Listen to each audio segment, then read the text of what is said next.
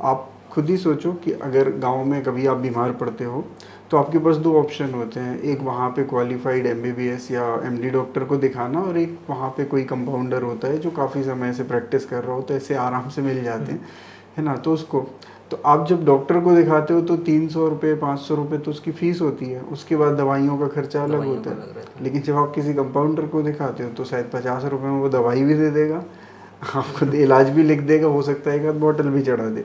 तो सही है।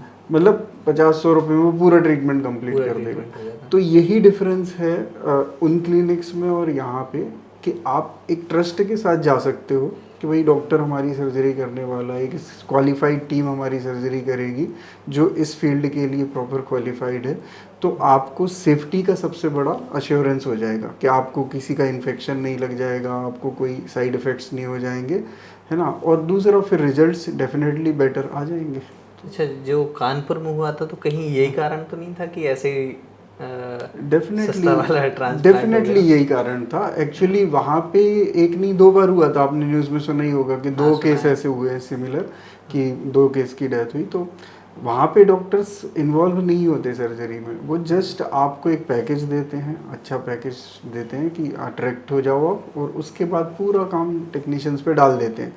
अब वहाँ अगर उनसे थोड़ी भी गलती हुई, एनेस्थीसिया की टेस्ट डोज करना भूल गए, किसी को हाइपर सेंसिटिविटी थी उसको लगा दिया, किसी का बीपी बहुत हाई जा रहा था तभी भी उसको सर्जरी में लेके एड्रेनलिन लगा दिया, तो जो दवाइयाँ उसमें यूज़ हो रही हैं उनका नॉलेज ही नहीं है।